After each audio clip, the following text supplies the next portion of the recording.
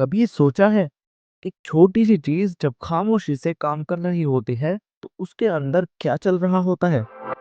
एक स्विच दबाते ही बल्ब चमक जाता है। एक रिमोट से टीवी ऑन हो जाता है। टॉर्च का बटन दबाया और रोशनी छा गई। लेकिन क्यों होता है ऐसा? कैसे होता है? क्या सिर्फ एक बटन सब कुछ चालू कर देता है? नहीं दोस्तों, इसके पीछे एक जर्नी ऑफ एनर्जी है।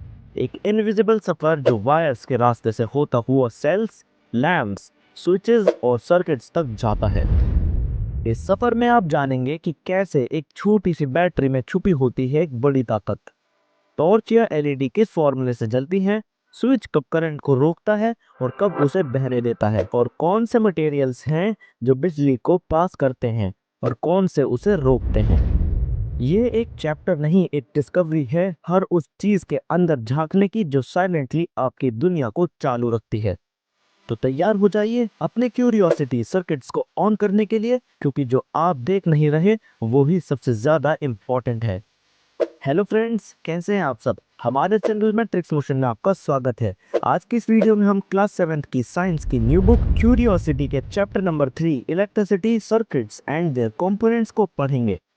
तो बच्चों, चैप्टर स्टार्ट होता है एक स्कूल ट्रिप से, जहां पर निहाल और उसके दोस्तों को भाखड़ नंगल डैम ले जाया गया, जहां गिरते हुए पानी से बिजली बनाई जाती है। ट्रिप से पहले उनको एक इंटरेस्टिंग असाइनमेंट मिला, इलेक्ट्रिसिटी के यूजेस को लिस्ट करना। तो उन्होंने अपना घर देखा, स्कूल देखा, आसपास का एरिया देखा और इवन इंटरनेट तक खोज डाला, और उनकी लिस्ट बड़ी होती गई। इलेक्ट्रिसिटी का यूज कई जगह पर यूज होता है, जैसे कुकिंग में electricity kettle, microwave, mixer grinder. Lightning के लिए हाउसेस, ऑफिसेस, मार्केट्स और फैक्ट्रीज में। ट्रांसपोर्टेशन में ट्रेन, बस, कार, स्कूटर और एस्केलेटर तक। हीटिंग और कूलिंग में फैन, गीजर, रूम हीटर और एसी। एंटरटेनमेंट के लिए टीवी और रेडियो। कम्युनिकेशन में मोबाइल और इंटरनेट, और अदर्स में कंप्यूटर, वाटर पंप, क्रेन जैसे टूल्स। और ये सब एनर्जी जनरेट होती है विंडमिल से, सोलर पैनल से, गिरते हुए पानी से या कोल और गैस से। वायर्स के थ्रू ये एनर्जी हमारे घर तक पहुंचती है। लेकिन इस चैप्टर में हम फोकस करेंगे छोटी पोर्टेबल एनर्जी सोर्स पर, बैटरी या सेल, जिसे हम टॉर्च, क्लॉक और रिमोट्स में यूज करते हैं। एक इम्पॉर्टेंट बात, बिजली पावरफुल है, लेकिन अगर सही तरीके से यूज ना की जाए तो डेंजरस भी हो सकती है। तो कभी भी घर के सॉकेट्स या वायर्स के साथ एक्सपेरिमेंट ना करें। सिर्फ सेल्स या बैटरीज का ही यूज करें, जैसे टॉर्च में होता है। और टॉर्च लाइट भी टॉर्च यूज की है? हाँ, वही फ्लैशलाइट जो अंधेरे में रोशनी बन जाती है। अब जरा अपने पास वाली टॉर्च उठाइए, बिल्कुल वैसे ही जैसे इमेज में दिख रही है। अब उसे ध्यान से देखिए। क्या आपको एक लैंप और एक स्विच दिख रहा है? सबसे पहले टॉर्च का स्विच स्लाइड कीजिए। देखिए क्या हुआ, लैंप चल गया। अब स्विच को वापस पहले वाली पोजीशन में लाइए और देखिए अब लैंप बंद हो गया। यानी स्विच की एक पोजीशन में टॉर्च लैंप ग्लो करता है और दूसरी में नहीं। लेकिन ऐसा क्यों होता है? चलिए टॉर्च खोलकर अंदर देखिए। क्या मिला? आपको दिखेंगी दो या उससे ज्यादा इलेक्ट्रिक सेल्स। यही वो छोटी छोटी बैटरीज तो होती हैं जो टॉर्च को पावर देती हैं। इन्हीं सेल्स के थ्रू एक कंप्लीट सर्किट बनता है, जिससे करंट फ्लो करता है और लैंप जल उठता है। जब स्विच ऑफ होता है तो सर्किट टूट जाता है और लैंप बंद हो जाता है ना simple? A simple electrical circuit, electric cell. तो दोस्तों चलिए समझते हैं एक टॉर्च के अंदर की दुनिया का पहला इंपॉर्टेंट पार्ट, जो है इलेक्ट्रिक सेल। आपने कभी बैटरी को ध्यान से देखा है? उसे हाथ में लीजिए, थोड़ा घुमाइए। क्या आपको एक साइड पर छोटी सी मेटल वाली टोपी दिख रही है और दूसरी साइड पर एक फ्लैट डिस्क? वहीं पर लिखा होता है प्लस और माइनस का साइन।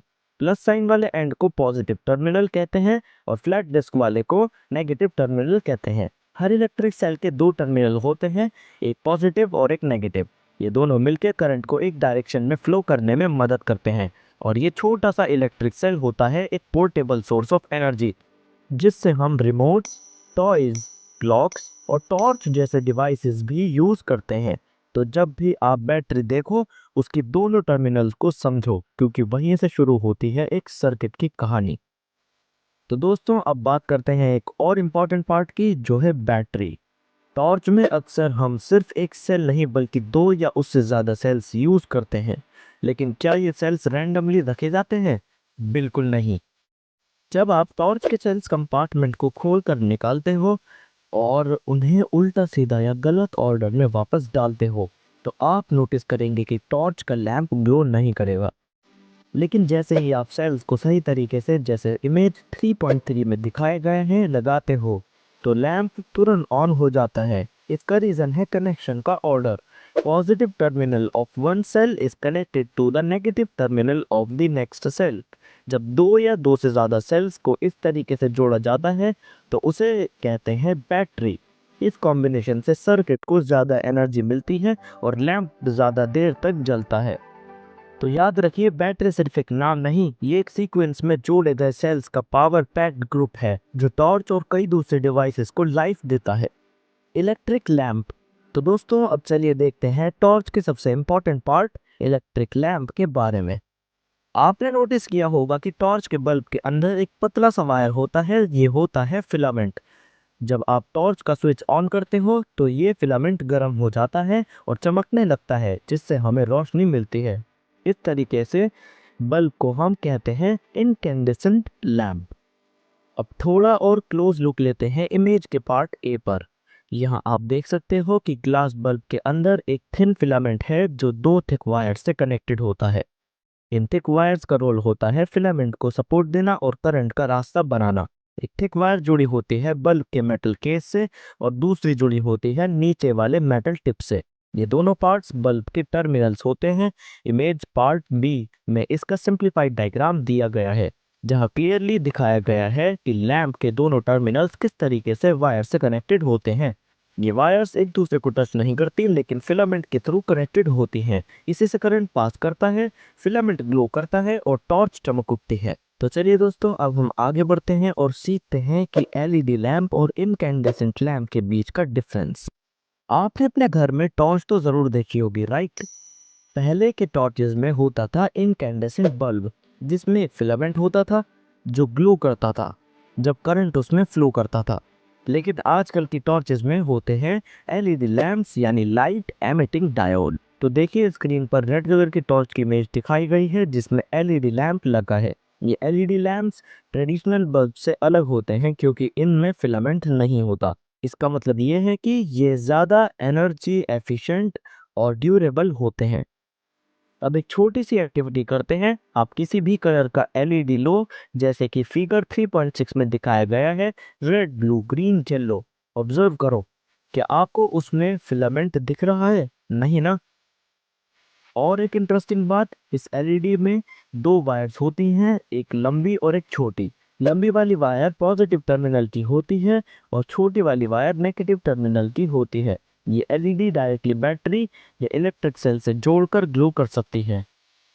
तो जब भी आप एलईडी टॉर्च को देखें, सोचिए उसमें फिलामेंट नहीं है, बल्कि एक स्मार्ट डायोड लगा होता है जो बिना ज़्यादा हीट के लाइट देता है।